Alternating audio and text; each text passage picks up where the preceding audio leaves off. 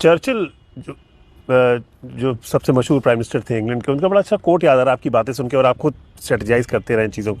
उन्होंने कहा था कि elections are the litmus test for a politician.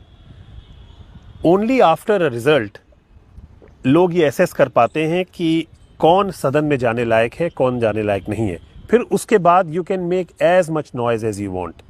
क्या प्रशांत को अब हम लोग थोड़ा सा अपसेट देख रहे हैं कि हम थोड़ा सा, आपने खुद भी कहा आप इम्पेशेंट हैं। आपने चर्चिल की बात कही, मुझे अच्छा लगा कि आपने चर्चिल का उदाहरण दिया कि जिस चर्चिल ने कहा कि चुनाव ही अल्टीमेट लिटमस टेस्ट है, वो चर्चिल सेकेंड वर्ल्ड वॉर जीतने में इतनी बड़ी भूमिका अदा करने के बाद भी इंग्लैंड में चुनाव हार गए। ठीक है, लेकिन जब इंग्लैंड का राजनीतिक सामाजिक इतिहास लिखा गया तो सदी के सबसे बड़ा नेता किसको बताया गया? चर्चिल को बताया गया इंग्लैंड में।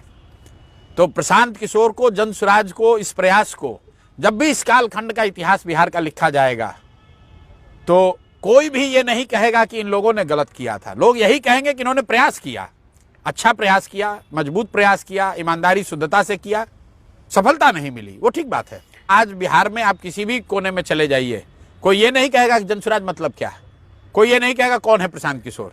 हर व्यक्ति कहेगा अच्छा वही है जो बहुत बोल रहे थे। मेरा विरोधी होगा तो कहेगा हाँ बहुत बोल रहे थे, वोट नहीं मिला, बहुत अपने को होशियार समझ रहे थे, बिहार की जनता ने औकात दिखा दिया, यही तो कहेगा। लेकिन कोई ये नहीं कहेगा कि प्रशांत किशोर ने प्रयास नहीं किया, कोई ये नहीं कहेगा कि प्रशांत किशोर ने लड़ाई नहीं लड़ी।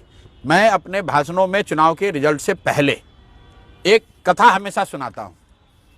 महाभारत की लड़ाई में चक्रव्यूह भेदने की जो कथा सुनाई जाती है, उसमें अभिमन्यु को घेर कर छल से मार दिया गया। स्वयं भगवान जिसके साथ थे, जिसके पिता अर्जुन, उस अभिमन्यु को छल से घेर कर मार दिया गया। लेकिन आज भी जब महाभारत की कथा सुनाई जाती है तो अभिमन्यु के प्रयास की चर्चा होती है, अभिमन्यु के वीरता की चर्चा होती है, उनको घेर कर मारने वालों की चर्चा कोई नहीं करता। चक्रव्यूह में आपने अभिमन्यु को घेर कर मार दिया, लेकिन उससे आप महाभारत नहीं जीत पाए। तो इसलिए अंततः जीत सही की होगी, सत्य की होगी। ये ठीक है आज जन स्वराज को धक्का लगा है, लेकिन हम लोग अगर इस मार्ग पर बने रहे, अगर चक्रव्यूह के बाद अर्जुन ने लड़ाई छोड़ दी होती तो शायद महाभारत हार गए होते। तो आपने कहा कि साहब चक्रव्यूह में अभिमन्यु को फंसाया, और वो सारी कहानी सबको पता ही है कि माँ के पेट में उन्होंने आधी कहानी सुनी थी जो लिखी है महाभारत ने, वेद व्यास ने जो लिखी है। लेकिन जिस तरह से अभिमन्यु को मारने वालों को मारा गया, जयद्रथ वध जो हुआ और जो तमाम लिखी गई है महाभारत में, जिस तरीके से उसको प्लान किया गया, स्ट्रेटेजाइज किया गया, तो और जो जब गांडीव रख दिया अर्जुन ने, तो कृष्ण उनको लेके जब गए कुरुक्षेत्र के अलग, उन्होंने कहा, जब जो पूरी गीता है, उन्होंने कहा